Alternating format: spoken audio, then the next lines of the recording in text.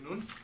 Thank you for coming today. I'm Aurelian Cristo, and I'm one of the directors of the Tocqueville program, which is one of the sponsors of today's lecture along with the Ostrom workshop. It's our pleasure to welcome Professor Amy Wax from the University of Pennsylvania Law School today. Professor Wax is the Robert Mannheim Professor of Law at the University of Pennsylvania. She's a graduate of Yale College at Columbia Law School. Her research addresses issues related to poverty, inequality, race, and the relationship of the family, the workplace, and labor markets, broadly defined bourgeois values, we call them here. She has published widely in law reviews and journals of opinion and is the author of Race, Wrongs, and Remedies, 2009, Hoover Press. Before joining the Penn Law School, she taught at the University of Virginia Law School. Professor Wax will be speaking for about 35 minutes on what is happening to the family and why. And we have invited Professor Fabio Rojas, who is an associate professor of sociology at Indiana University in Bloomington, to speak about this topic, to give a kind of a response. Professor Rojas' main research are in organizational analysis and its intersection with political sociology, social movements. Without further ado, please join me in welcoming Professor Wax. Well, thank you so much for inviting me here. It's my first time in Indiana ever. I'm the cliche of the flyover person, I guess. But I'm very glad to be here. And I will not be speaking with PowerPoint. I'm kind of old-fashioned that way. I don't even have a smartphone, so you get the picture. I find that when we don't have PowerPoint, people listen. So I hope you will listen. So it's no secret that behavior in the realm of family and sexuality has been changing rapidly over the past 50 to 60 years with momentous consequences for society. And here I will focus primarily on behavior among heterosexuals, although of course there is a parallel interesting story for gays. In addition to shifts that have taken place over society as a whole, there has emerged a pronounced divergence and dispersion in behavior by race and class. So my topic is what is happening and how can we explain it, and of course, what do these patterns bode for the future of our society? The main structural changes that have taken place concern developments in patterns of marriage, divorce, cohabitation, childbearing, single versus two parents, and multiple partner fertility. Marriage has been a dominant organizing institution in Western societies for millennia, indeed worldwide. It has stood at the center of social life, but it is on the wane. The percentage of adults who have ever married has gone from 72% in 1970 to 59% in 2000, with an accelerated decline over the past 17 years. According to Mark Regnerus, a sociologist at the University of Texas, who has recently written a very good book called Cheap Sex, which I commend to you, the percentage of men unmarried by age 34, and most men who marry do marry by that age, right, has increased about 1% per year since 2000, going from 34% unmarried to 53%, and that is a big change. If that decline continues, we will see an effective collapse of marriage in the next few decades. Of course, the age of marriage has increased. More men will marry after 34, but not enough to make up for the decline observed in the never married, as reported by Regnerus.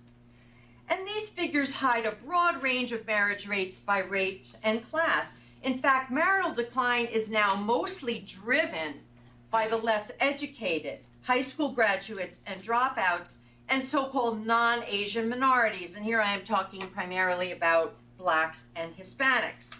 Marriage rates used to be more similar across classes and races, now quite a bit lower among the less educated than those who have graduated from college. And this really is the big divide. Charles Murray and other demographers have reported on this.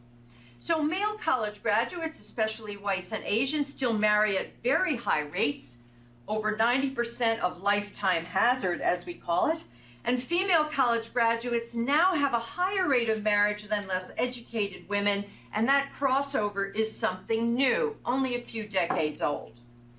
Marriage rates are significantly lower, close to 65%, for people with only a high school degree and less, and are declining among that group. For blacks, the situation is even more pronounced. They've always married less frequently, even net of education, earnings, and jobs. They've divorced more, but the differences are getting more pronounced. Currently, the majority of blacks in the population will eventually marry, but rates are declining and should soon go below majority. What about divorce? Divorce rates started to rise in the 50s, rise rapidly in the 60s, reaching a high watermark in the 70s. And that's where the sticky figure of 50% of all marriages ending in divorce comes from. In fact, that figure is out of date. It's really more like 25 to 30% of marriages today, but once again, that figure hides a lot of divergence by race and class, a so-called divorce divide. Steve Martin, a Maryland sociologist, reports that the white college graduate population now has a divorce rate of around 12 to 15%, with rates continuing to decline since the 1980s. This is not entirely an age effect. That is because people are marrying later and later marriages tend to be more stable. Net of that, divorce is still going down. Another observed pattern is that cohabitation has increasingly emerged as a replacement for marriage. This is true of all social classes and groups, but once again, not evenly. Andrew Cherlin at Johns Hopkins reports that cohabitation is a particularly unstable and short-lived arrangement in the United States as compared to Europe, for example, where it resembles a kind of virtual marriage. He calls our phenomenon the cohabitation merry-go-round. And cohabitation has different patterns and purposes by social class and race. For educated populations, it more often serves as a prelude to marriage. For the less educated and those of lower SES status or socioeconomic status, it has become a way of life, a substitute for marriage. And among that group, cohabitation, of course, produces children more often than before, which means a steady and regular rise in single-parent families and more children in that sector not living with both their married biological parents. What about extramarital births? Overall, those were in the single digits in the 1950s into the 60s.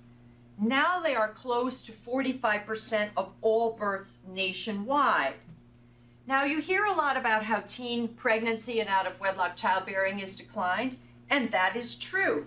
But this skyrocketing rate is driven by women in their 20s and their 30s. Out-of-wedlock births used to be more similar by social class. Now they have diverged radically, and also by race. When Daniel Patrick Moynihan wrote his famous Moynihan Report on the black family in 1965, the extramarital birth rate for blacks was about 25%, which Moynihan found alarming, but which is less than the white out-of-wedlock birth rate today. And now the rate for blacks is 73%. That is, 73% of all black children are born out of wedlock. Think about the implications of that for a moment. Over 50% of children born to women without college are born out of wedlock, but for college graduates, the rate is dramatically lower. This is quite a striking finding. Only about 7%, right? And for white female college graduates, that is white women with a BA, it is 4%, a tiny figure that has bucked trends in the rest of society. For blacks, for Hispanics, the rate is quite high, and high even for the college graduate application, although lower than for less educated women. Related to the growth in single parenthood is this emerging phenomenon of multi-partner fertility. What is that? That is a euphemism for a man or woman having children by different fathers or mothers. So a man might have children by 2 or 3 different women, sometimes simultaneously. Once again, this is principally a lower class and a minority phenomenon. A new report by the Census Bureau last October detailed some of these statistics, quite a interesting report here. A paper by a team of researchers at Penn shows that it's actually unusual for white college graduates to have children by different partners. It's sort of a luxury good. Only 7% of men in this category had children by more than one woman, almost all of them through serial monogamy.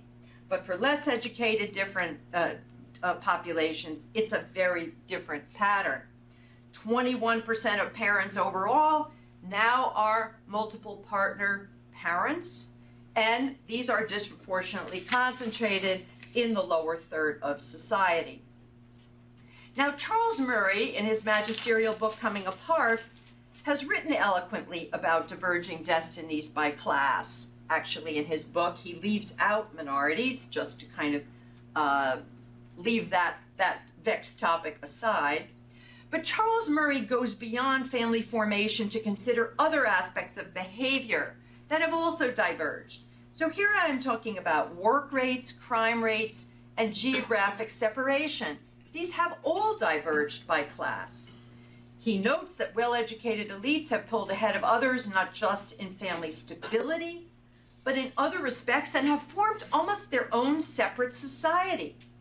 One of his most striking findings is that graduates of elite colleges, the most likely to be married, stay married, live with both of their children the full 18 years, tend to bunch up in exclusive zip codes and school districts they have geographically separated from everybody else.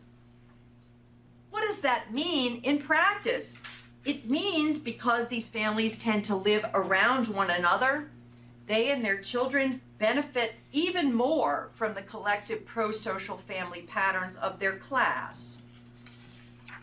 Which brings me to the question, why do these patterns matter, and why ought we to care?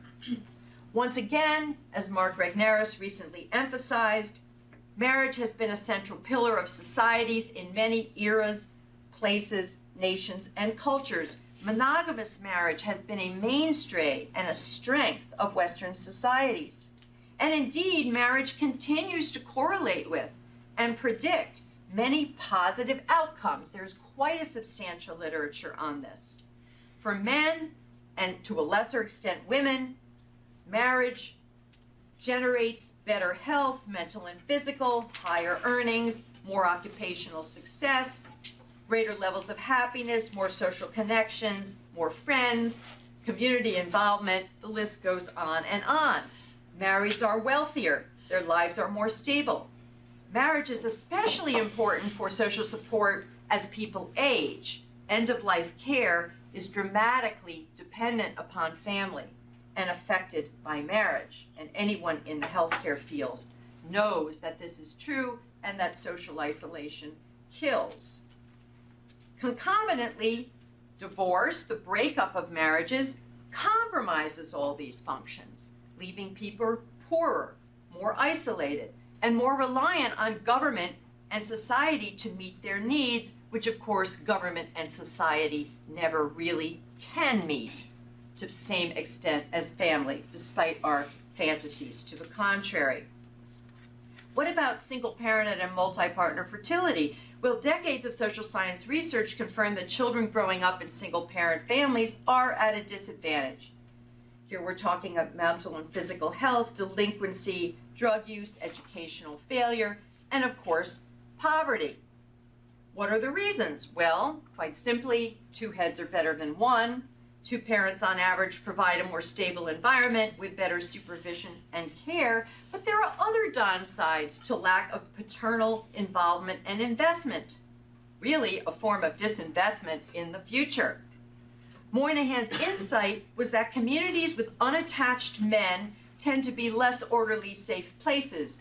Single men make mischief, and that is reflected in factors such as crime rates, drug use, vandalism, carelessness towards the environment. Also, children living with series of unrelated men in that merry-go-round of cohabitation that Cherlin describes experience a higher incidence of violence and abuse. And indeed, that pattern extends even to stepfather families. And it has been observed that complex households that consist of unrelated or partly related siblings and adults tend to create conflict, diffusions in lines of authority, and of course, responsibility. Who's in charge, who pays, who is loyal to whom, and of course, multiple households that are generated by these patterns engender poverty, because fathers of multiple children by multiple women simply do not live with all of their children, right? They only live in one household, and their resources have to be spread among multiple households with multiple children. So all of these implications, all of these patterns are actually detailed in the Census Bureau report that has come out this past October. Now, what are the explanations for the emergence of these patterns for changing behavior across class and race? And I'm doing okay here. So I'll just give you sort of the short version. Serious demographers have struggled to explain it. The causes are not obvious. The most popular theories among academics, sociology departments and the like, are mainly economic and structural, right? So we're looking here to externals rather than to norms, mores, values, and the like. For blacks, the salient fact of the shortage of marriageable men is blamed on crime, early death, joblessness. There are fewer men to go around. This gives even suitable men a marriage market advantage, which they use to delay or forego marriage. For white men, the explanation offered is a bit different, because even working class men who have jobs, who appear to be marriageable, are marrying less often. Actually, that's true for black men as well. There's been a decline in black marriage, even net of class and education. But if less educated men are employed, they do face growing wage inequality compared to the more educated, and declines in the security and stability of the jobs that they have. So it is undeniable that the economy has become more volatile. Women also are more likely to work. They regard men whose jobs are insecure as less marriageable. So some of these explanations do seem to have cogency. The problem is that there are holes in the purely economic story. Some big ones. They don't quite fit the data, especially if we look back in time. And it's always important to do that longitudinal comparison, as the demographers say. So for blacks, even with fairly high unemployment rates, the economic status of blacks has improved overall, but marriage rates and stability have dropped. Black men today marry less than black men with equivalent earnings and education in the past. Black men today marry less than white, Asian, and Hispanic men with equivalent earnings and education. So even men with a college degree, black men, marry at fairly low rates. And out-of-wedlock birth rates are now 73, 74%, so that means they run up and down the SES scale. There has been, in effect in the black community, a wholesale abandonment of marriage, and this has been documented by authors such as Ralph Richard Banks, who wrote a book called Is Marriage for White People? For whites, there are similar defects. Some demographers have asserted that although male-female earnings influence marriage, white working-class earnings trends explain only a modest portion of the 50-year decline in marriage, because the white working class, although they have not kept up with the salaries that college commands, their salaries have pretty much stagnated, right? It's only people without a high school degree whose earnings have declined. Over the past decade, marriage rates steadily went down among less educated whites, even though there have been fairly substantial fluctuations in their economic prospects. So the two don't seem to be in sync the way you would hope they would be if economics was the main explanation.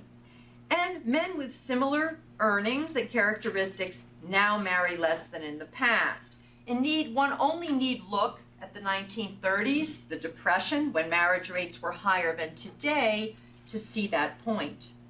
And finally, and perhaps most persuasively, on the microeconomic level, marriage is still an economically sound choice for people of modest income and education, and in some ways especially for them, because the marginal utility of that extra dollar of earnings by getting married is greater for people with lesser income. And of course, there are all these economies of scale that one can realize. Even people of modest earnings can realize them. Now, of course, that assumes that people are otherwise suitable mates and will help each other and support each other, but that's the problem. There are indicators that men are less socialized behaviorally to marital roles than in the past. That's a cultural shift, not an economic one. Here, Catherine Eaton's ethnographic work is relevant. In Promises I Can Keep, she conducts in-depth interviews of 170 low-income mothers and asks them, why don't you marry the fathers of your children? And they all have children. These women's complaints are not of men's modest earnings, but of their behavior. Drug use, violence, financial profligacy, criminal activity, lack of effort, and above all, sexual infidelity. Not the kind of behavior that women want from their husbands. Eden calls this the crummy boyfriend problem, a socialization problem, not an economic problem. It's a matter of behavioral norms, although of course it's caught up with economics in many complex ways. But as others have pointed out, low-income women are complicit. They have their behavioral problems too. They are complicit in the unfaithfulness which they nonetheless deplore. Although much has changed in marital and sexual behavior, it's very interesting that the expectation of sexual fidelity and exclusivity for romantic long-term relationships has remained remarkably durable and stable up and down the SES scale. Women expect it. They just get it far less often. What about other theories? Once again, the effort to compensate for inadequacies in the purely economic approach to divergence involves some variance on the cultural explanation. So one popular theory is that we have evolved from a cornerstone theory of marriage to a capstone theory of marriage. And here Catherine Eden has talked about this, Kay Heimowitz, and others. Marriage is now regarded as an institution one enters into after having arrived, after having acquired an education, a steady income, and a good job, maybe even a home. Less so is it regarded as in the past as an alliance between two people who will start out life together and make their path in concert. A relationship in keeping with G.K. Chesterton's remark that marriage is not a contract, but a fighting team. Two people out against the world.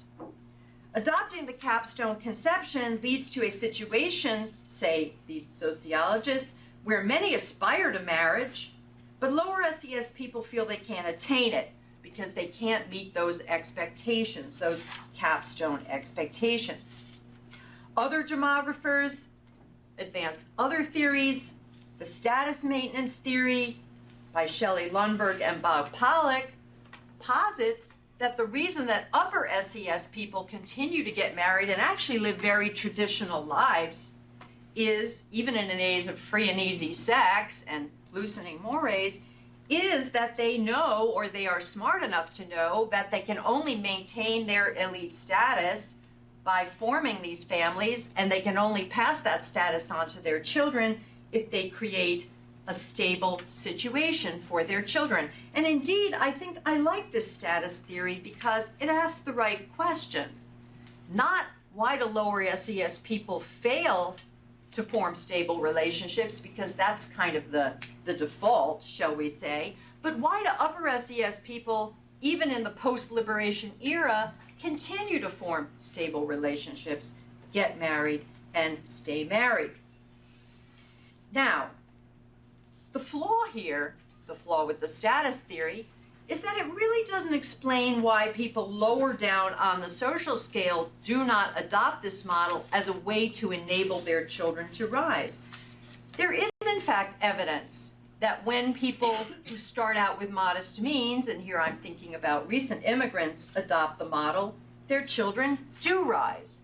So there is something to that. It does seem to be the rational strategy, and yet it is not adopted. Okay?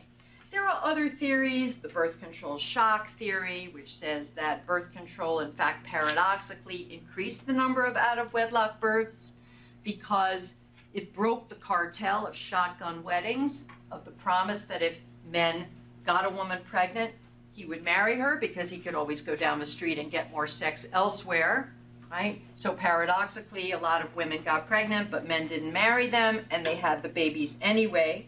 The flaw in that theory is that it seems to posit a society-wide trend, and we only see that trend among lower SES people. So it really cannot be a complete theory.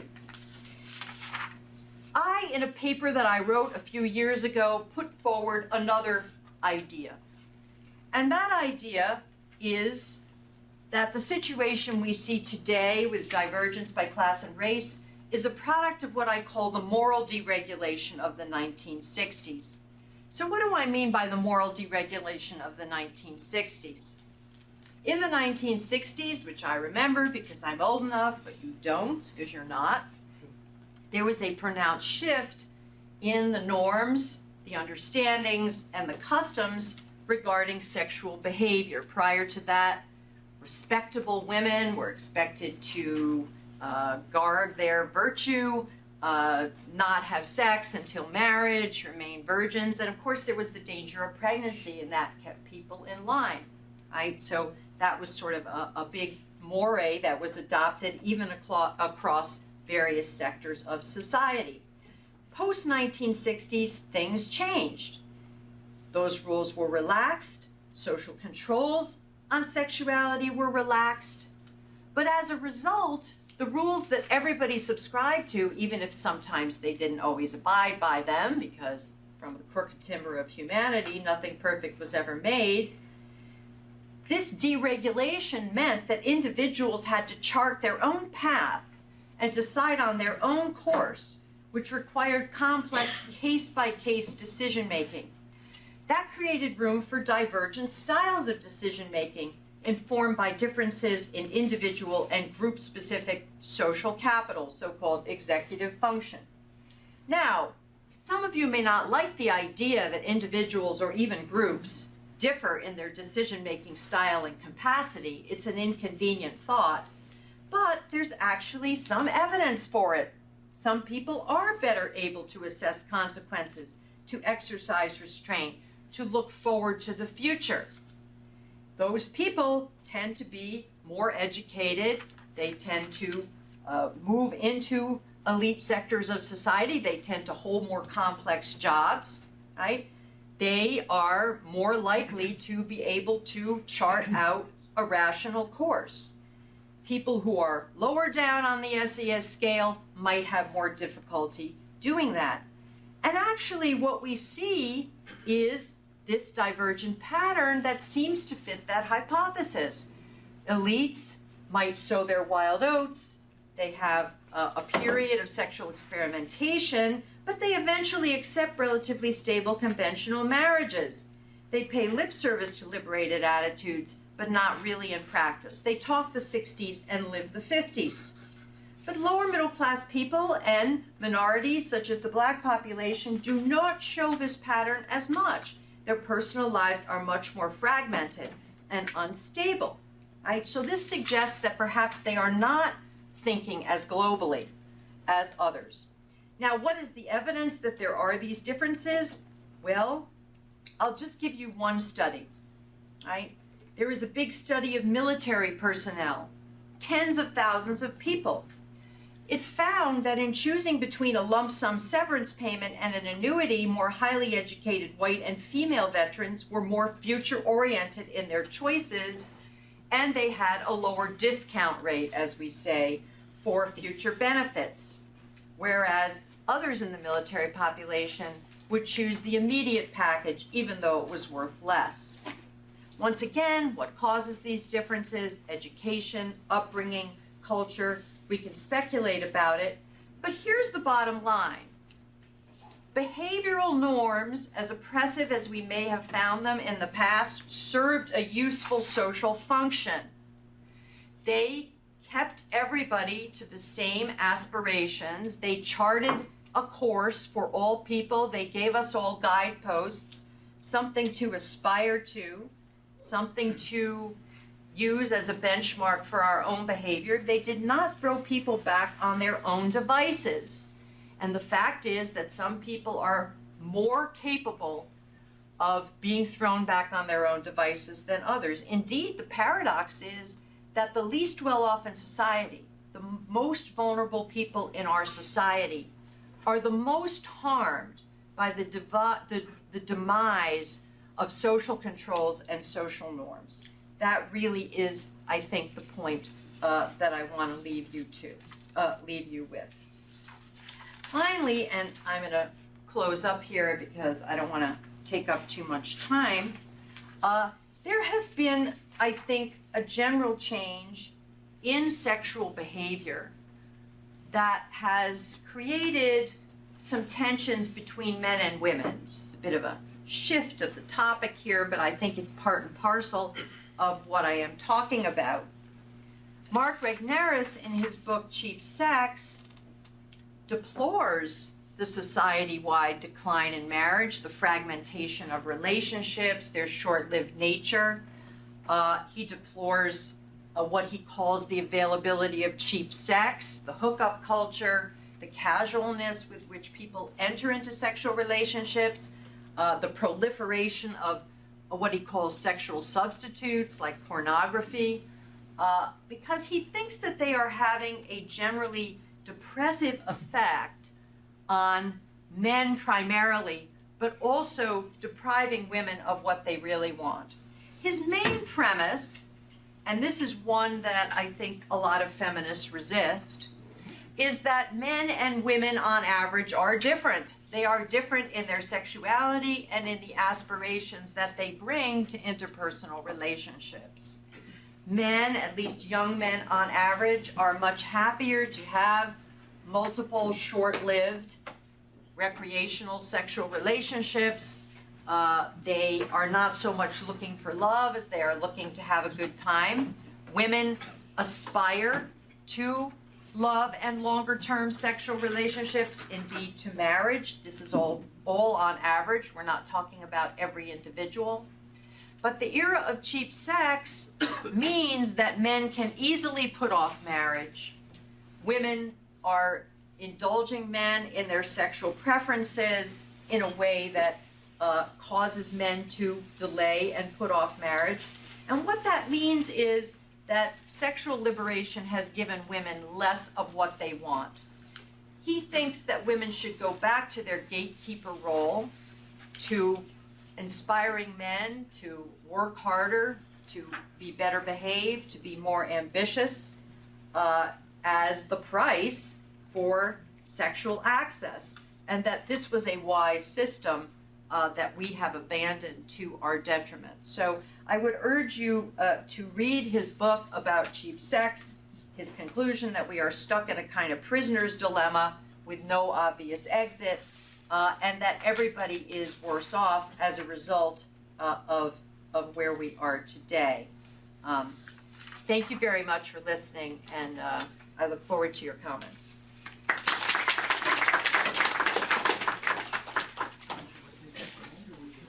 As you wish. So if you're here from Sociology 422, if you need to leave to your next class, this might be a good time. Otherwise, I don't think I need any something there. I'm all right.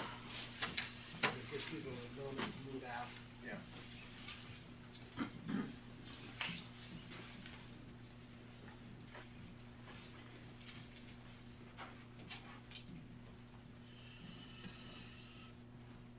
All right, so first I wanted to say thank you to Professor Wax for taking the time to come to Indiana University.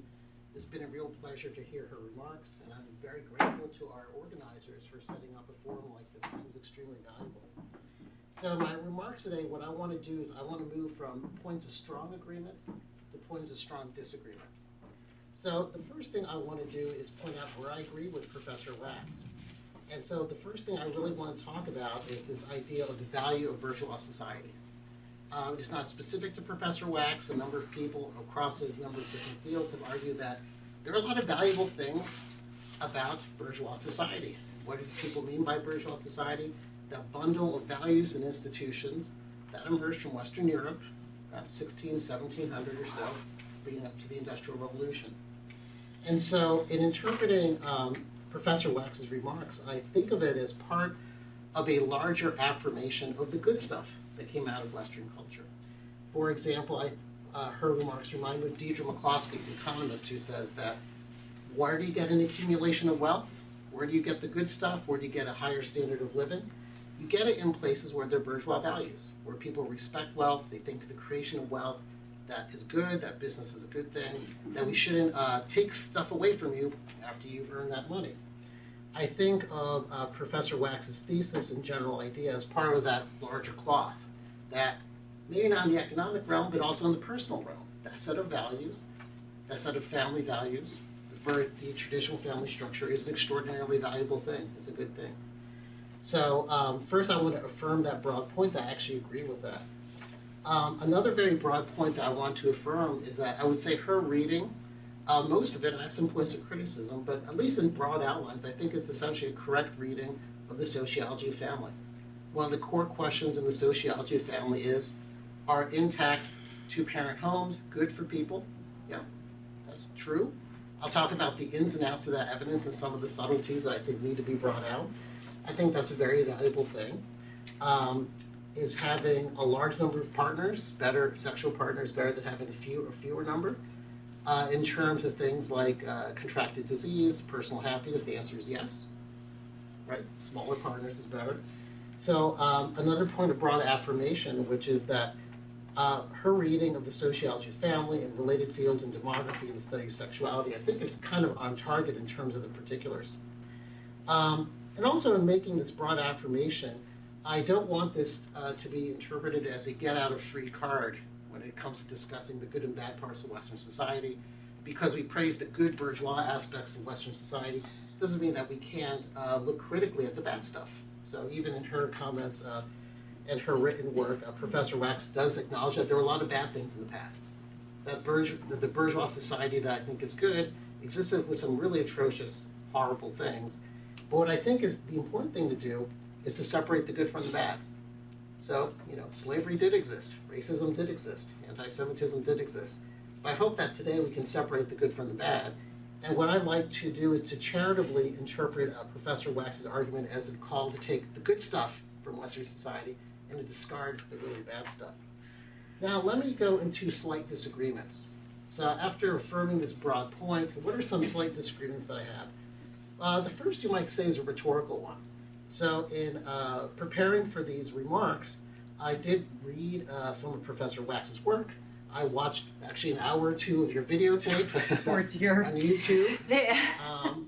I found it very educational because I'm not a family sociologist. I'm an organizational sociologist and management scholar. So I would say I wish you were teaching some of our sociology family classes. You're a very engaging speaker, so that's very good. But I also read your Philadelphia Inquirer op-ed, and some of the rhetoric there I think is a little bit overboard, even though I might agree with some of what you said. So in discussing the decline of bourgeois values, you talk about the homicidal violence that plagues inner cities. Is there violence in inner cities? Yes. I went to the University of Chicago. I saw some of it firsthand. I'm not joking. However, you got to be careful because the long-term trend in the United States is for a vast decline in homicide rates. There's been an uptick that is correct over the last year or two. So in other words, when you throw all this stuff on the wall, you got to be careful. And then at the same time, if you're going to blame the recent uptick in urban violence on bad families, why not give the new moral deregulation credit for the decline in crime rate? You don't get to cherry pick which facts you use. So I think this is part of the rhetorical overkill that is present in some of this discussion. I would say just tone it down a little bit. Second thing I want to slightly disagree with is also rhetorical, but also has to do with kind of the history of social science, kind of a commentary, which is we have a long tradition in social sciences of decline thesis. There are lots of books that tell us that society is going to come to an end because of really bad values. I was thinking of Gabrielle Tarrett's famous essay about Gemeinschaft and Gesellschaft, the idea that traditional society is being eroded. Durkheim's book, The Division of Labor and Society, which said that we're all going to go in a really bad direction because we're giving up the traditional community. We were earlier talking about David Riesling's The Lonely Crowd, that our society is completely eroded, completely destroyed. Robert Putnam's Bowling Alone. And by the way, one of my colleagues has a great paper showing that people don't actually bowl alone. It's actually an empirical falsehood. The only time that people bowl alone is when they're practicing for their bowling leagues. So just book after book tells us society is going to come to an end because of the decline in community, yet it hasn't happened. We've had these books for 100, 150 years. So once again, on the rhetoric, I would recommend a little bit of moderation, taking a virtue for courageous minds. A virtue for courageous minds. Let's tone down. Let's take it down from 11 to a slightly smaller volume. Now let me get to a couple of bigger disagreements. One is what I might call the libertarian response to Professor Wax's discussion, which goes something like this. Let's say, for the sake of discussion, that you're completely correct, that my reading of the data completely coincides with your reading of the data. So what? That's the libertarian response. In a free society, people get to choose what they do for themselves. That's a very profound aspect of Western society, a very bourgeois virtue as well. You get to decide what to do with your life, even if it has bad consequences. We live in a world where you can kill yourself with smoking. I've known cancer victims who have emphysema and lung cancer. As you're a physician as well, right? You went to medical school. You know this is not a joke, right? That we allow people to smoke, to do horrible things to themselves. We allow people to drive automobiles. That's brutal. Automobiles are one of the biggest killers in the U.S. We allow people to do lots of very high-risk activities all the time. And we say, well, it's not a perfect world. We don't live in a heavenly state. We don't live in Shangri-La. We live in the real world. In the real world, people are free. That's a political value that we hold. And some of them will do incredibly stupid things. Now, maybe having multiple partners is not as bad as driving a car into a car accident, but it is a negative effect on your life, and it is a negative effect on your children in some cases. I think Professor Rex is right about that.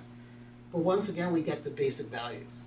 If you really respect personal freedom, you have to allow negative consequences. Okay. Then another disagreement that I want to kind of pick on a little bit is to not overblow the empirical evidence. So Professor Wax is absolutely true. If you read a lot of studies, they'll look at things. I'm going to just choose one strand of this literature. Like I said, I'm not a sociologist in family. I'm not a demographer. So I did read some in preparation for this talk. It is true that there are negative correlations between not having, got to get this right, there is a negative correlation between not having an intact family and all kinds of negative outcomes for kids. This is probably a causal effect. So if you're in a divorce or you're never married, the kids are much likely to not be as happy or comfortable or have as high well-being as kids from intact families. But the question is, what's the magnitude of the correlation? This is a kind of undergraduate social statistics 101. There could be a effect, but how big is it? Is it the kind of effect where we want to say the sky is falling? Or is it the kind of effect where we go, that is bad, maybe we should do something about it, or maybe the effect isn't large at all. So I picked one random study by Daniel Potter. This is just called Psychosocial Well-Being and the Relationship Between Divorce and Children's Academic Achievement.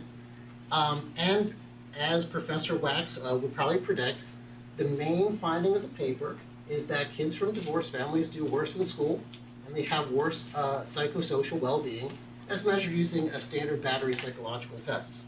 So you're like, okay, Professor Wax, 1 point, the opposition 0. But here's where the opposition gets a point. Read the tables. Read the discussion of the statistical table. So this is from Eccles, the Early Child Longitudinal Study, and what they have a random sample of kids across the country bunched in schools. And what they do is they take all this data about the family, and then they correlate it with all the standard outcome variables. And what do you discover? Well, the baseline correlation between being in a divorced family and psychological well-being is 1/5 of one standard deviation. In social science terms, that's something. That's important. But it's not what I would call a warrant for the destruction of civilization. So in Professor Wax's remarks, she'll often start out and say, look, there's, this is a core thing in Western society. It's leading to homicide rates. Reading the op-ed, the lack of assimilation of immigrants, that's clearly not true because something like 95% of all Hispanic immigrants in the second generation learn English. There's no evidence that there's a lack of assimilation amongst the Hispanic population widely. So you got to kind of tone it down and look at this. So is there a correlation? Yes. Is it enough that would make me somewhat concerned? Sure. But it's not a warrant for a decline of civilization thesis. I think it's just overblown. So I'll give a point to the team for moderation. So the statistical results, when you actually read them in detail, start showing much more modest effects. And even that baseline rate starts disappearing once you throw in control variables in the regression model. So I'm not going to bore you with multiple regression tables, but just to say, once you adjust for other factors, it's there. Divorce is not a good thing for kids. I wish it upon no one. Yet, it's not as destructive statistically as you might think. So there are two kind of remaining points I want to make, because I think we have about a couple more minutes. Is that okay? Two kind of remaining points. One is the point about bringing it back. Let's just say, for the sake of discussion, that I agree with everything Professor Wax says, and I really want to bring back the bourgeois model of the family. How would you do it? In a modern society where people have options, what institution would you actually have to set up to do it? And I was scratching my head, and I remembered a week and a half ago, I spent some time at BYU in Utah. The Church of Latter-day Saints is an amazing institution.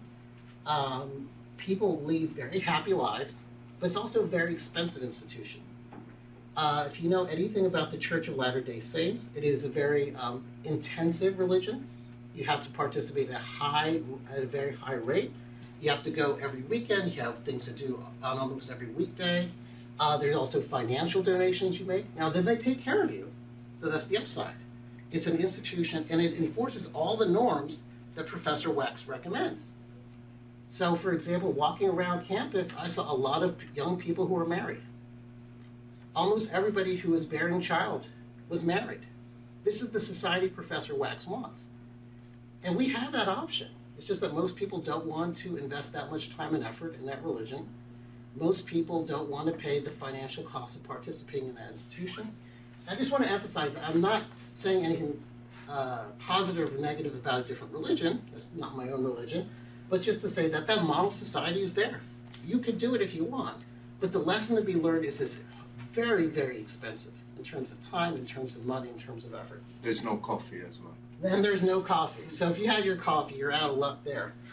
And then finally, one thing I noticed in reading Professor Wax's op-eds and articles and the YouTube videos is that she doesn't seem to consider one solution. So maybe you might say, look, starting a religion as intense, as all-inclusive as the Church of Latter-day Saints is not a viable option for most people. What about some other solutions? Well, there's no such thing as a magic solution for all problems. But let's just choose one solution which comes up in this discussion, which is falling fertility rates. So one of the concerns is that in this morally deregulated society, people don't want to have as many children. The number of children drops, the fertility rate drops. And one of your other talks, you talked about Italy and Japan in some detail, which are fascinating cases. And even in my freshman sociology class, I say, this is a problem. Why? You need people for society. If you don't have people, you don't have society. You don't have Facebook, you don't have cell phones, you don't have taxpayers, you don't have anything. So we need to get the people making more people. But what if they don't want to because of this morally deregulated society? Well, like I said, there's no solution that solves everything, but why don't we allow more immigration to this country? Why don't we just open the gates to countries where there's a much higher birth rate, or maybe there's a strong Catholic tradition in Mexico, or strong traditions in other parts of the world, that actually have all the values that Professor Wax is talking about. Norms against promiscuous sex, a norm for one partner, a norm for early marriage, a norm for larger families. I just say let the borders open, let them come in. And then we would solve at least one problem, which is the low fertility rate. We might even solve a second problem, bringing some of these values in. So anyway, I just wanted to thank the Center for making this possible. I want to thank Professor Wax for coming out and visiting the great state of Indiana. I look forward to the Q&A. Thank you. Very much. Would you you like to say something now, or we should take some questions? It's up There's to you. so many points there, but let me just, I'm not going to cover all of my thoughts, but a few points. On the libertarianism versus, social conservatism point, I don't think that on some level libertarianism can be taken all that seriously as a just flat out endorsement of freedom for people to do exactly what they want, because I do not think that that is a viable program or has ever been for society. I think libertarian sentiments are always parasitic on effective socialization that is taken for granted. For so long in the Western philosophical tradition, and this is one of the raps against John Rawls' theory of justice, we have just assumed that women and families will socialize our children effectively so that they become responsible, well-organized adults. And it's those responsible, well-organized adults that we can release upon the world to do what they will. But of course, we depend on the fact that what they will most of the time be socially responsible and not antisocial. So I think the fact that there are eccentrics and people are bohemians and they get to experiment in living is always dependent on there being this bourgeois core. Right? Without that bourgeois core, it all falls apart. There is a difference between a lapse that people will occasionally do things they shouldn't do, like father children that they're not responsible for, and a way of life, right? We can tolerate those lapses. What we cannot tolerate is when those lapses become a way of life, right? Now, and that I think is what's happening. On declinism, sometimes you'd be surprised how many enemies a paranoid really has. I mean, the fact that there have been false alarms for decline in the past doesn't mean that there isn't genuine decline today. I think there are people like Steven Pinker who argue that everything's getting better. There are some paradoxes in that we have disintegrating families, but declining homicide rates overall. How do we explain that? I think if we go far back enough in time, and my measure is the 30s, the 40s, the 50s, around the time I was born, there is more crime absolutely now than there was then. There have been fluctuations since then, but it's not fair to compare crime rates today to the high watermark of crime, which was the 70s and 80s. That's dirty pool, right? You have to go back to earlier eras when society really was more orderly across the board. Also, homicide is declining, but in the city of Philadelphia, where I live, a third of inner city men or more is involved in the criminal justice system in various ways. They have failed to be law-abiding in various ways, and much of that is violent crime of various sorts. So I think the crime problem is worse perhaps than the statistics reflect, because it's lumpy, it's present in certain places, but those places are places that people don't want to go. Those are that are dangerous places. So I think if we have places in society where we feel we cannot go and be safe, that's a problem. Finally, the last point about immigration. Immigration is a whole nother discussion. But take a society like Japan. I have not gotten up here and said big families is a value in itself. We need to reproduce more. We need an expanding population. There are lots of benefits to expanding populations, but there are also downsides. Japan is an example of a country that has a magnificent culture, longevity, safety, order, cohesiveness, and they don't allow immigration at all, okay? They know that their population is shrinking.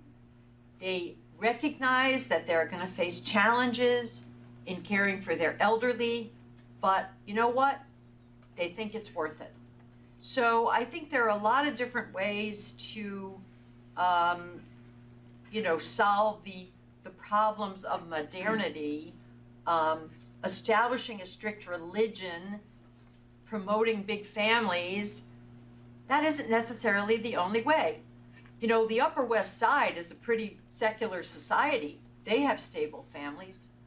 The college-educated upper middle class has stable families. They do it without religion, by and large. So once again, you know, I wouldn't get stuck in any one model for how to maintain bourgeois society. Anyway, Thank you. just a few random thoughts there. I'd like to take 2 questions, so give a chance, and if you can identify yourself. 2 questions, yes. One. Okay, thank you very much. My name is Salih. I'm a PhD student at the Department of Political Science. My question is regarding your theory of executive function, which is very powerful, which has a high degree of explanatory power. In terms of identifying this function in empirical evidence, you pointed out to a military study among some participants which explained some between-group variation, such that female white participants were better at presenting this function. So, if you could explain this study more and what this study entails for this theory, and also how can we, in a perfect environment, how can we test this theory empirically in terms of explaining both between group and within group variation? I think that's what you are trying to explain. So, Right. yeah. Well, the study, which is actually referred to in a chapter I did on the decline of marriage in an Elgar volume, is, I mean, to the extent I recall the details, the choice was between a lump sum payment and an annuity, and they both carry different discount rates. So it was an attempt to test individual discount rates. For those of you who don't know what discount rates are, it's really a measure of how much you value assets that are going to come to you in the future versus how much you prefer to get something right away, even though the expected value overall might be lower. In other words, it's a test of how invested you are in immediate rewards as opposed to long-term rewards. I think the popular term is delayed gratification. How good are you at delaying gratification? And it's caught up with, you know, your ability to project the entire trajectory of your life, the benefits that might come later, given investments today. People who go to college, of course, are working hard today for rewards that come later, that sort of thing. And of course, when you marry, you're doing that too, because you may have to forego some immediate temptations to be unfaithful or to abandon your spouse during hard times. Once again, anticipating that over the course of your life, it will be better just to stay the course. So that study is, you know, one specific way to measure delayed gratification, discount rate, which is a very important aspect of executive function, the ability to plan and the propensity to plan and to value future rewards. So the reference, I can get you the precise reference. It had about 70,000 subjects in it. The other thing that attests or attempts to test executive function, and if you're a cognitive psychologist, there's a whole literature on this, is the so-called marshmallow test, right? So some of us have heard of the marshmallow test. You put a child in a room, you say to them, here's a marshmallow. If you wait and don't eat the marshmallow, wait for the tester to come back, I'll give you a second marshmallow. So you have to just wait, anticipating that future reward of twice as many marshmallows. And you'd be amazed when you test 4 or 5-year-olds, some of them eat the marshmallow and some of them don't. And what these cognitive scientists show is that whether or not a child ate the marshmallow actually predicts their future SAT scores, their future academic performance. You know, so all of these future tasks that require restraint or planning or self-control or executive function do seem to be correlated with early behaviors of restraint, delayed gratification, and executive function. So that's where the data comes from, that people do differ in their ability, in their self-control, and I think we all know from our day-to-day experience that that is true, that people do. Now, obviously we need more data, we need more studies, we need to correlate that with sexual and marital behavior. I'm not sure that that would be a terribly popular topic for investigation among sociologists. It's amazing how in sociology, and perhaps you can confirm this, the choice of research topics is in part shaped by what people do and do not want to know about group differences and correlates of antisocial or prosocial behavior. There are some things we'd rather not know, I think. Can I ask a follow-up question? I mean, I have plenty of time. I don't know what your limit is here. So you have a variety of competing hypotheses in terms of explaining this executive function, such as education, upbringing, culture. Some of them are innate, some of them can be classified as innate, some of them more or less amenable. So how can we test these hypotheses and put them against each other, in an experimental setting or more observatory settings? So, yeah. Well, first of all, when you start talking about innate and not innate, I mean, I don't even get that far. Yeah.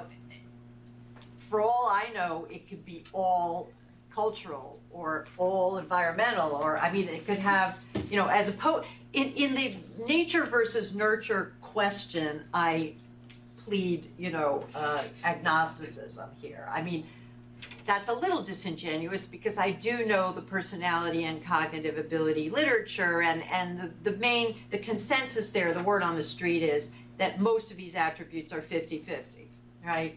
50% nature, 50% nurture, depending on how that's a rough estimate.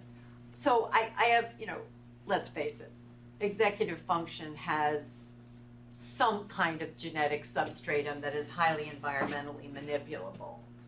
But I think the main determinants are socialization and culture.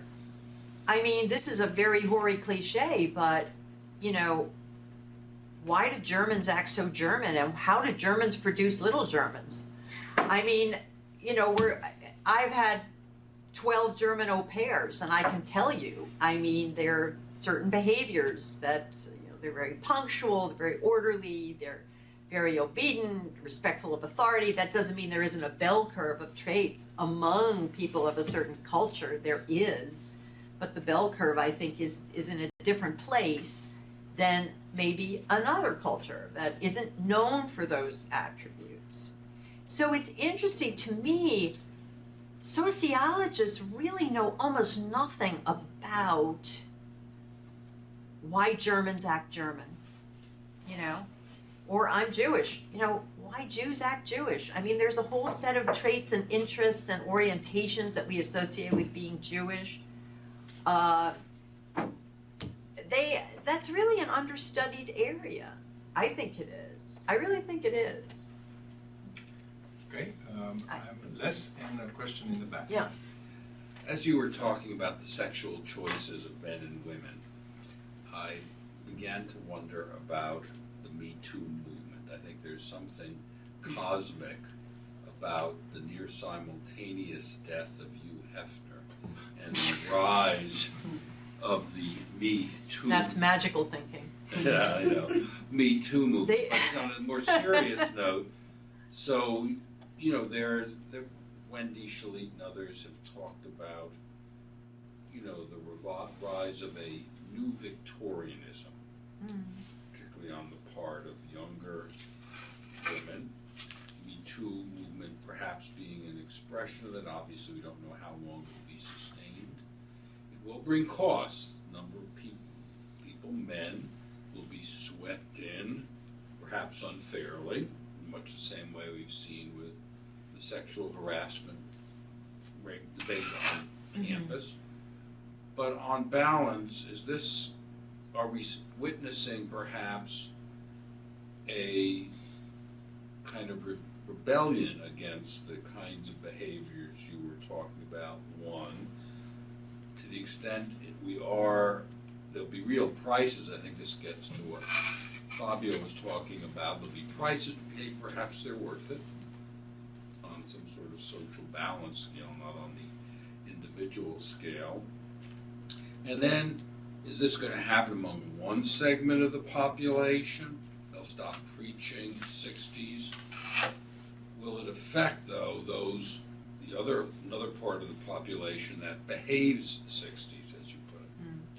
Well, whoa, there's a lot there, but I mean, the Me Too, Me Too, I'm of two minds about. I mean, on the one hand, what the objection I have to Me Too, or the problems I have with it, are that it lumps together these dizzyingly various behaviors that just run a gamut that is very wide, from egregious offenses, like assault and rape, really, or use of authority to prize privileges, sexual favors from women, which of course to some extent has always gone on, with an unwanted pass or sexual proposition or a clumsy joke or something, which I think really don't deserve the sort of extreme response that we're giving it. So these things are always taken to extremes.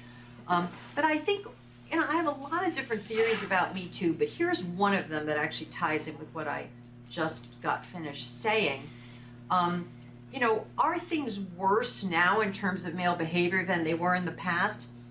I think they are on average. I think that we have given up on this gentlemanly code and that we need to bring it back, because that was sort of part of the old set of mores. But I think that gentlemanly code has been resisted for a number of reasons, and here's one of them.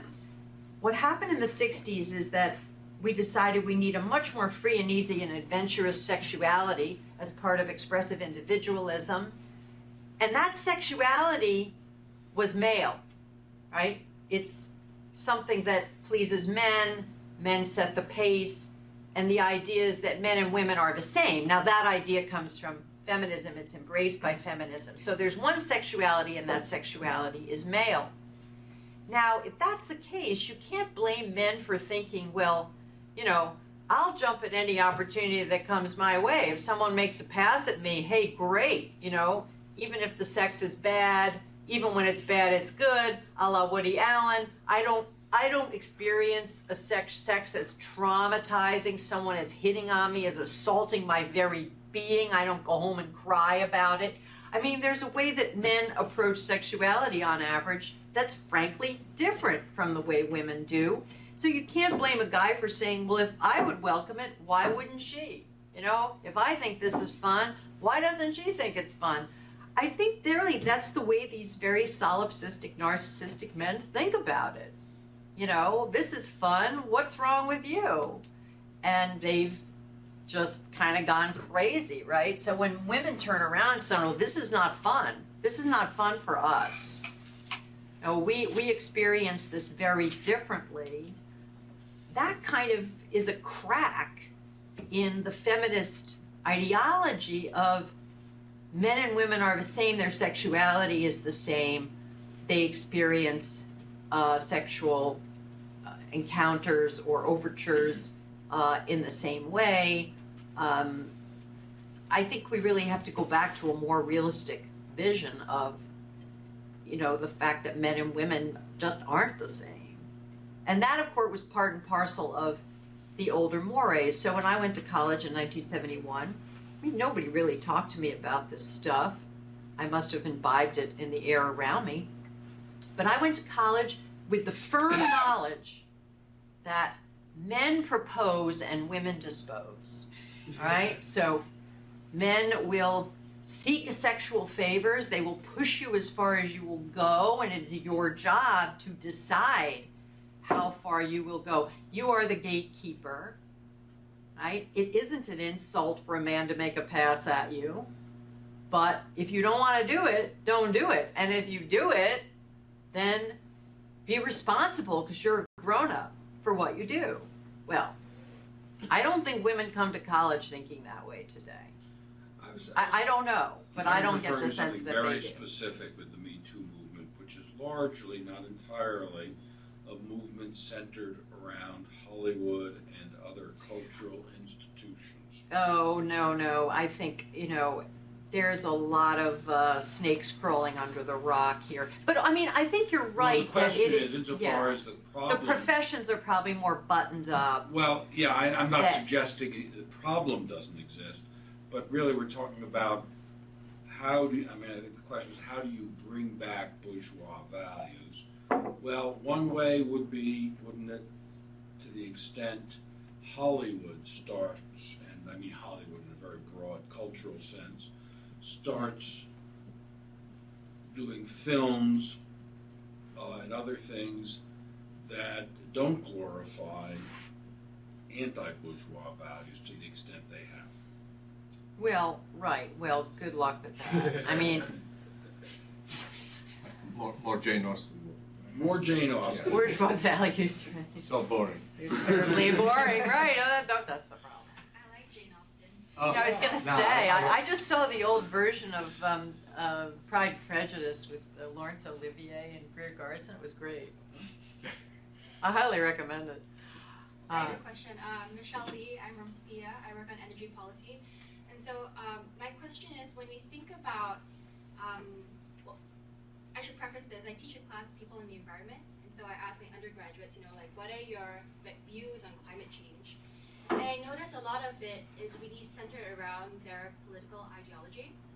And a lot of that we know comes from really, you see like communities, whole communities who are staunchly Republican, for example, and they all are, even the children are all supposed to vote one way or believe about specific things about climate change, whether it's factual or not. And that's really, from my perspective, is really because of the strong cohesiveness of that unit, whether it's the family unit or the community. And I'm wondering, based on your talk, where do you think, what should we expect to see about the younger generation and how their political ideology will play out in the future, as as they go off to college, as they move off for jobs, and as the family structure is kind of splintered, even when they're young? Well, I mean, there is increasing polarization and extremity of opinion. So I wouldn't just single the Republicans out to blame them for dogmatism on climate change. I think there is equally dogmatism on the left. I just heard a presentation on the science of climate change, and let me tell you, it is a very complicated issue that is intensely empirical and based on the legitimacy of models that, are kind of made up stuff. And here's the problem, really. I mean, there are a lot of different aspects to your question. We have a society in which young people think it's perfectly okay to have an opinion on climate change one way or the other without ever educating yourself on the actual details, the complex, hard details behind the position that, anthropogenic climate change is happening or not, or that it's a problem or it isn't, or that it has certain consequences or not. People just have abandoned all standards of rigor and analysis in favor of just copying a position. So people feel perfectly free to take a position on something they know nothing about, right? And I see it in my students. The depth of ignorance is truly staggering, truly staggering. And I think that talk about declinism, no question about it. When I went to college in the early 70s, I went to Yale in the early 70s, and this has a feminist aspect. Women were not allowed to get away with the crap that they get away with today, right? To spew out these opinions which have no basis whatsoever. They don't know any of the facts behind them. I just think standards have really deteriorated in terms of the rigor of, the standards of evidence to which people are held, the rigor with which they are asked to argue, the analytical requirements for taking a position. It's shocking. Oh, I agree with you, and I understand. It's shocking. I understand that, but when it comes to an issue as debated, as hotly political as climate change, you know, my undergrads, my first years and second years, they always just cling to. I see that in class they cling to their political affiliation and use that as a heuristic for them to say, okay, this is what the party agrees because I know I'm strong. My whole family's, you know, strongly Republican. I am too because I'm part of this family. Well, better. What about the strongly what about the Democratic families? They treat people who express the slightest doubt about climate change as, you know, evil Nazis. So you're seeing it on both sides. Believe me. I agree with you, but my question is then, do you expect to see as the family splinter, as we've talked about how you have like the dissolution of families, then do you expect to see the political affiliation of these children then become less? No, because parties have become the new family. They have become a substitute for the family. Everybody needs, you know, a group to belong to. Everybody needs their own little tribe. And I think part of what's going on is that as families have become weaker and people have become more isolated, so, you know, as we have single children and people don't have cousins, they don't have extended families, they don't have aunts, they don't have uncles, we've sort of become the one-child policy nation. They are incredibly lonely. Their social supports simply aren't there. And as a result, they look to other groups to belong to. I think that's a lot of why people are so heavily and moralistically identified now with their partisan causes. That's just my theory. I mean, when I look at some of my students, from, you know, very sophisticated upper middle class families where, you know, all their parents' siblings are childless, they have no cousins, they barely have any aunts and uncles, they have no extended family. That's quite a challenge for people to go out into the world like that. I think we are underestimating the importance of that atomization. I will take the privilege of asking what may be the last question. There's no one else. Your critics, in response to your piece on bourgeois values, have accused that you use bad history. I was amazed that criticism of your take would go to that level. They accused you of, they draw a conclusion, they draw a similarity here between defending the Confederate status and defending bourgeois values, which I find very, very problematic. But critics have the right to criticize, and you have the right to defend your position, and we have the right to discuss all of these things with an open mind. The question that I want to raise here has to do with your view of cultures. Some of the critics pointed out that you believe that not all cultures are alike. Right. That your position, including the one on family, amounts to defending Anglo-Protestant cultural norms. Mm-hmm. And I think that that may not be the case. I wanted to see how you defended yourself against this critique, which seems unfair to me. But well, the bad history thing is just a whole other story in itself. I mean, trying to even make a coherent criticism. I mean, it seems to me to be the most fundamental analytic fallacy to say that an era like the 50s is either all good or all bad. I mean, it just seems fundamental to me that we can have eras that have some good and some bad. Like, duh. Why is that not possible? So there you are.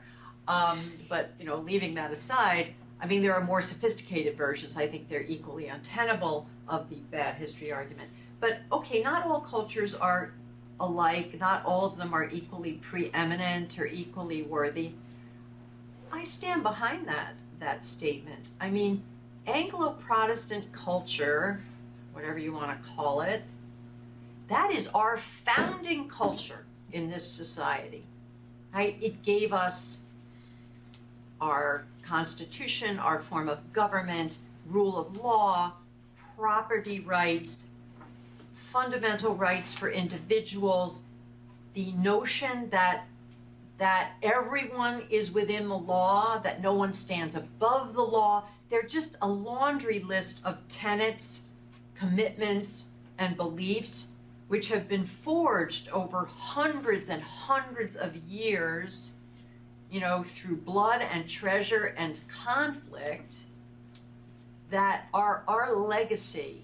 And through some incredible miracle, right? And if you go back in British history, because our founders were mainly British, they were at least Northern European. I mean, we have significant Dutch influence in the founding as well. The turmoil that the Anglo-Protestant peoples went through to reach this miraculous point where they founded a society that was reasonably prosperous, peaceful, orderly, democratic, not perfect, right? But amazing, just amazing in its functionality, is really quite astonishing. And it only happened a few times in the history of the world, you know? I mean, if you look around you at the world today, what you see is a pronounced division between the first world and the third world. You know, there are vast tracts of the third world where they can't even keep the lights on 24 hours a day. You know, they can't run basic sewer services. Talk about Trump's remark, which was quite crude and profane. But the fact is, a friend of mine actually did this. If you survey, you know, waste management worldwide, most of the world can't even get to square one. So we have these incredibly successful societies that have managed to get their act together. And this is not a universal phenomenon. It just isn't. And it's an unpleasant fact. It's an inconvenient fact. But it is what it is. And testimony to that fact is that people walk with their feet. Okay? We have in Israel, for example, right now, a crisis because all of these African migrants have shown up. And the Israeli government says, well, we're not an employment agency for Africa here. We can't be. We're a tiny little country. And the question I ask is, why have they shown up in Israel? Why haven't they gone to 64 Muslim countries that they could go to? Or a million other places? Well, they don't want to be in those places. Why? Somebody ought to ask that question. You know, and once again, nobody wants to ask it. Kwangi has the right to ask two last questions quickly. Yeah. Yeah, my name is Kwang Yu. I'm a PhD student in political science. So my question is about, so far as you have clarified that, like, there is indeed some positive sociological consequence of stable marriage and family, and you have shown that a certain divergence has shown up across different classes and races. So if that's true, because you are from law school, I would like to ask, from the point of social justice, how should the state legislation take an attitude toward this phenomena? Could they even go as far as like to protect, encourage, or even promote marriage as some social good, such as better education opportunities, better, more fair job opportunities, because they are strongly correlated. So, because this kind of issue is raised by like political theorists like Michael Sandel, who criticized America being a procedural republic, being totally indifferent to the marriage and family, which he thinks actually have certain important internal good. So are you prone to this kind of view? Or as Professor Rojas mentions, that maybe for modern society, the freedom of individual choice is always the priority. So that should always be the first thing to consider. Can we take the other question as well, so that you'll answer to Well, both? Yeah. my mind, I don't know if I can hold two questions in mind. I mean, can I Okay, yeah, just... sure. Yeah. Well, in principle, I would say, yes, the government should take some steps to promote pro-social families, sure. But I think there are things they could do. I mean, for example, reserve subsidized housing on a priority basis for married couples first, lexical ordering. Now, I think you'd have the ACLU out barnstorming if you ever tried doing that. I mean, people would scream bloody murder, but that's a political problem. But, I mean, there are things that one could do. But I think the main issue here is that we place too much weight and trust in government. The government simply cannot engineer these things, and our view that it can, that the government is the source of all good things, of this kind of utopia, we only need to come up with programs and services and policies and every problem can be solved, is really fundamentally flawed, in a major way. We have given up on social norms, traditions, customs, and all of the intermediate mechanisms for regulating behavior and forming character and civil society. It's appropriate we should talk about this. In the Tocqueville program, we have hollowed out all of those intermediate functions and placed far less trust in them, and that is a mistake, because that's where these institutions come from. That's where these attitudes come from. And I would start by the elites who have outsized influence and are, in a very good place right now in our society, really taking the first steps towards being just a little bit judgmental and overtly advocating for better rather than worse decisions and arrangements. So I'll give you a very concrete example. When I talked at the University of Chicago Law School, I said to the students, by way of answering a question, if a friend of yours had 3 children by 3 different women, didn't marry any of them, and barely supported them, you would think there was something wrong with that person. I mean, you would say, what's wrong with Tom? You would actually maybe go so far as to judge him irresponsible, because we have this taboo against even using the word responsibility or respectability, right? So my position is, if you're a CEO in the corner office, or you're some, high school dropout in the inner city, it doesn't matter who you are. You shouldn't be doing that. It's irresponsible no matter who does it, because you're hurting others. It is a form of, wanton behavior that inflicts negative externalities on other people and on society. Well, who is willing to say that today? The fact that I am willing to sit here and say that to you is considered, marks me out as some nutcase conservative. Well, that shouldn't be. That should not be. Why? I mean, I think we can all agree, although we're afraid to say, that we should aspire to better behavior than that. Thank you. Quickly. Yeah. Sure. My name is Binion. I have an elective background, but I'm in computational linguistics. She asked a question that brought me to mind, that made me think of something. I'm curious what you think about the role of the family in terms of socialization that isn't really captured well by data, or it's difficult to represent by data. Yeah, right? yeah. And I also wanted to ask, or there are a million things I want to ask you, but I guess one thing would be, what's the reception of the work you've generally been getting? What's the reception of your work by academics in general, and also by the public at large? And is there a gap there? Right.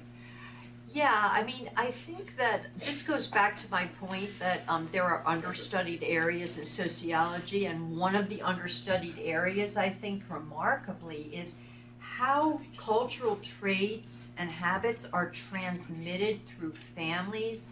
What are the actual precise mechanisms whereby punctual Germans produce punctual Germans compared to, let's say, Yemenis, who are much less punctual on average. This is all on average. You know, certain traits we associate with certain cultures. How does that happen? It's fascinating to me. I vacation in rural France, and I see these children sit at table with their families, little children, you know, sit for hours at a dinner table. Well, that would never happen in the United States. And you see the mothers second by second, minute by minute, sort of regulating their behavior in these micro fashions. Well, who studies that? You know, nobody studies that. The second point, so I have, you know, my academics think that I'm just an evil witch, basically. My colleagues, not all of them. I have friends on my faculty, but by and large, not happy with me. But that goes back before my little bourgeois values op-ed, which is just kind of the high watermark, an occasion to beat on me even further. But it's interesting that the bourgeois value op-ed, and then a talk I gave at Hillsdale College, their outpost in DC, as well, produced a torrent of email. I have had literally thousands of emails from this experience, from ordinary people. And nobody hesitates to criticize you online, but they have been overwhelmingly positive. And they all say the same thing. I search for the best ones by plugging in 100%, as in, we agree with you 100%. And also, we're afraid to say what you said. Thank you. You are so brave, which is amazing to me. Because I think there is this kind of global intimidation that is going on with people speaking their mind if it goes against the progressive catechism. And boy, Hollywood and big business and nonprofits and academia just has a lock on respectable society now, except in certain really red outposts. And I've been told by friends who come from Texas and other places that in fact it's sort of the opposite problem there, but I don't live in those places. And